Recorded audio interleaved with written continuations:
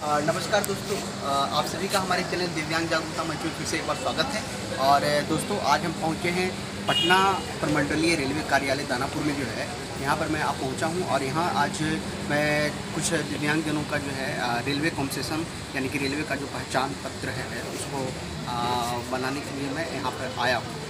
और बहुत ही अच्छा लग रहा है यहाँ पे आकर के। और सारी चीज़ें मैं देख रहा हूँ, यहाँ की विधि व्यवस्थाएं, लोगों का जो व्यवहार है, सारा कुछ अच्छा लग रहा है। अब आगे अभी हम अंदर चलेंगे, सामने जो अंदर दिख रहा है वहीं पे है जो कि दिव्यांगजनों का ये कार्यालय है, जहाँ पे दिव्यांगजनों का जो पहचान पत्र बनाया जाता है।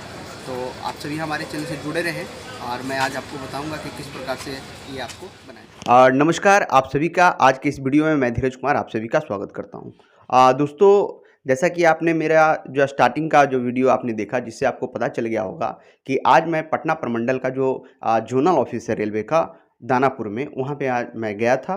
और मैंने ये पता किया कि जो रेलवे का जो पहचान पत्र, विशेष पहचान पत्र जो दिव्यांगजनों के लिए बनाया जाता है, वो किस प्रकार से है। तो आज हम इस वीडियो के माध्यम से उन तमाम मुद्दों पर बात करेंगे, जैसे कि जब रेलवे का पहचान पत्र आप बनाने के लिए जाते हैं तो आपको कौन कौन से डॉक्यूमेंट्स की ज़रूरत पड़ती है। दूसरा, क्या कोई थर्ड पार्टी अर्थात कहें थर्ड व्यक्ति, चूँकि दिव्यांग हैं, उनको आने जाने में परेशानी है, तो क्या कोई थर्ड व्यक्ति जो है उनका डॉक्यूमेंट्स जमा कर सकता है या नहीं।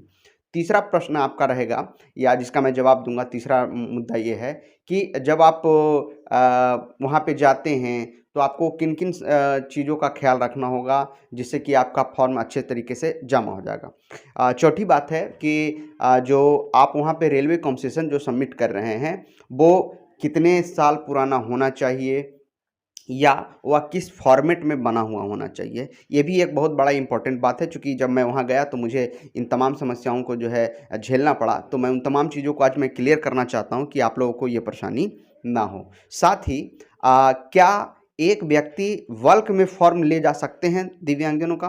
कहने का मतलब ये है कि यदि एक व्यक्ति जा रहे हैं तो गांव के और सारे दिव्यांगजन होते हैं, वो भी कहते हैं, इच्छा जाहिर करते हैं कि क्या वे 2 या 4 लोगों का भी फॉर्म वहां पे सबमिट करने के लिए ले जा सकते हैं या नहीं।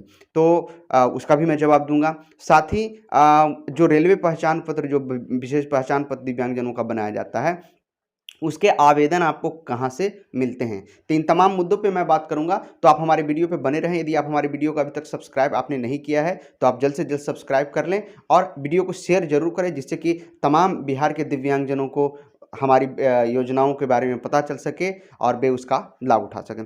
तो सबसे पहला प्रश्न है जो हमारा है, जो मैंने अभी जिक्र किया कि जब आप रेलवे पहचान पत्र बनाने के लिए जाते हैं तो आपको कौन कौन से डॉक्यूमेंट्स लेके जाने पड़ेंगे। तो सबसे पहले मैं आपको बता दूं कि नंबर 1, आपका सबसे पहले रेलवे कंसेशन होना चाहिए। रेलवे कंसेशन के बारे में मैंने 4 नंबर में मैंने आपको बताया कि रेलवे कंसेशन किस प्रकार का होगा। तो रेलवे कंसेशन का जो नया फॉर्मेट आया है, जो आपको स्क्रीन पे भी दिखाई दे रहा होगा, इसी फॉर्मेट में, अर्थात इस फॉर्मेट में ऊपर में दिव्यांगजन लिखा हुआ है, जो फरवरी 2019 से इस फॉर्मेट को लागू कर दिया गया।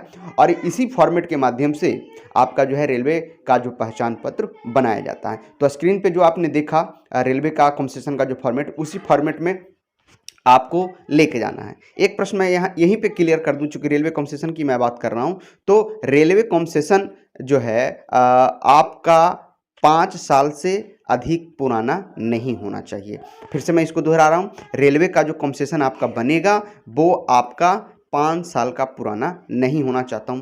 तो कम शब्दों में मैं ये भी बताना चाहूँगा कि यदि आप रेलवे का कंसेशन अभी तक आपने नहीं बनाया है और ये कहाँ से बनता है, तो मैं छोटी सी जानकारी दे दूं कि जहाँ से आप अपना ऑफलाइन प्रमाण पत्र बनाते हैं, उसी हॉस्पिटल से, उसी अस्पताल से आपका रेलवे कंसेशन बनाया जाता है। यदि प्राथमिक स्वास्थ्य केंद्र में ऐसी व्यवस्था नहीं है, वहाँ के डॉक्टर्सगण आपका पहचान पत्र नहीं बना, रेलवे कंसेशन नहीं बना के दे रहे हैं, तो आप अपने सदर अस्पताल से जाकर बना सकते हैं, जो कि जिला में होता है। तो ये तो हुई रेलवे कंसेशन से संबंधित बातें कि किस प्रकार के फॉर्मेट में आपका रेलवे कंसेशन का फॉर्म वहाँ पे जमा होगा। दूसरा चीज़ है, आपका आधार कार्ड होना जरूरी है। मतलब हर भारत के नागरिक होने की जो प्रामाणिकता है, आधार कार्ड, वो आपको होना कंपलसरी है। उसका फोटोकॉपी आपको करवाएं।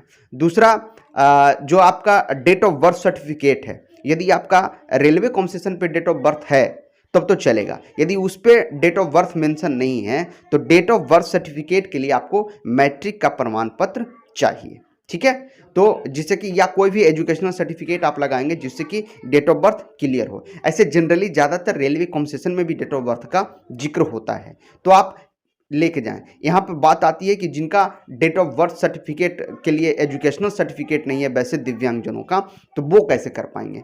तो उनकी भी व्यवस्थाएं हैं। उनको सबसे पहले डेट ऑफ बर्थ सर्टिफिकेट बनाना होगा। अब ये डेट ऑफ बर्थ सर्टिफिकेट कहाँ से बनेगा? ये प्रखंड कार्यालय से बनेगा या जो नगर निगम, नगर पंचायत या नगर निकाय से आते हैं उनका वहाँ से बनेगा। और अगली जो बात है, UDID कार्ड होना अनिवार्य है। UDID कार्ड जो अभी देख रहे हैं कि सभी लोगों का UDID कार्ड बनाया जा रहा है और UDID कार्ड के बाद एक सर्टिफिकेट भी बनता है। मैं यहाँ पे एक छोटी सी जानकारी और दे दूँ कि UDID कार्ड जब आपका बाई पोस्ट आता है तो वहाँ पे आपको सर्टिफिकेट नहीं आता है। वो सर्टिफिकेट जो है आपको साइबर कैफे से आपको निकालना पड़ेगा। उसको भी निकाल लें और उसका भी जेरॉक्स कॉपी उसमें लगाएं।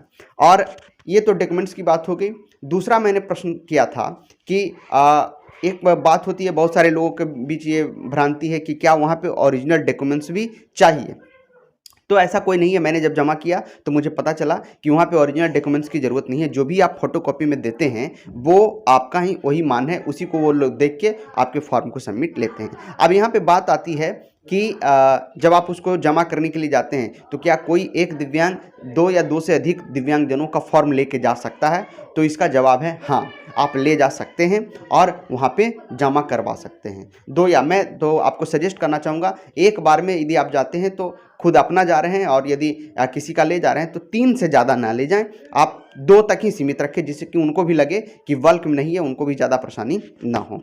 और चौथी बात है कि वहाँ पे आपको किन किन बातों का ख्याल रखना है। तो जब आप जाते हैं वहाँ पे तो सबसे पहले बात ये आपको ख्याल रखना है कि आप आपाधापी ना करें, ईमानदारी से सारी बातें वहाँ पे बताएं। चूँकि वो गवर्नमेंट के लोग होते हैं, उनसे सारी बातें कुछ छिपाने की ज़रूरत नहीं है। जो भी बातें आपसे ऑफिशियली पूछा जाए, कब सर्टिफिकेट आप बनाएं, किन के द्वारा बनाएं, उन तमाम चीज़ों को आप बताएं।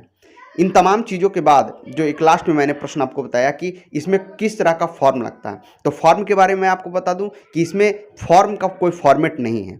रेलवे पहचान पत्र बनाने का कोई फॉर्मेट नहीं है।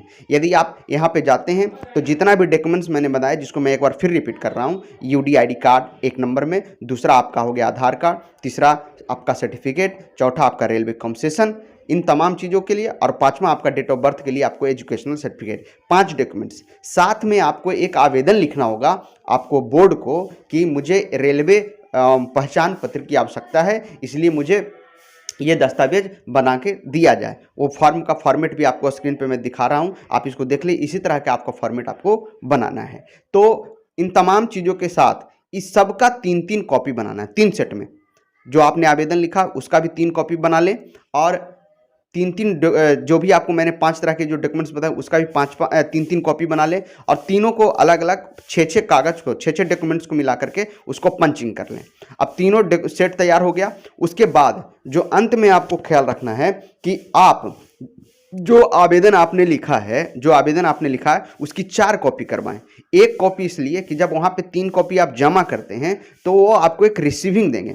रिसीविंग मतलब कि उन्होंने ये डॉक्यूमेंट्स आपको पाया और कितने अवधि के बाद आपको मिलना है, ये तमाम चीज़ें वो बताएंगे और वहाँ पे वो रिसीविंग के रूप में वो फॉर्म लेना है। तो इस बात का आप पूरा ख्याल रखेंगे कि जो एप्लीकेशन आप लिखेंगे उसका 4 फोटोकॉपी करवाना है और बाकी जो डॉक्यूमेंट्स आप अटैच कर रहे हैं उसका 3 फोटोकॉपी आपको 3 सेट में अलग अलग बनाना है। तो मुझे लग रहा है कि आज जो मैंने आपको जानकारी दी वो आपको काफ़ी अच्छा लगा होगा। इसके बावजूद भी आपको कोई समस्या होती है तो आप बेहिचक आप हमसे संपर्क कर सकते हैं। आप अपनी समस्याओं को हमें कमेंट बॉक्स में देंगे, मैं आपकी समस्याओं के समाधान के लिए हमेशा तत्पर रहूँगा और मैं चाहूँगा कि आप लगातार हमारे साथ जुड़े रहें। मैं नई नई जानकारी आप लोगों के बीच लाता रहूँगा। तो आज के वीडियो में बस इतना ही, फिर मिलते हैं नेक्स्ट वीडियो में। तब तक के लिए आप खुश रहिए, स्वस्थ रहिए। धन्यवाद।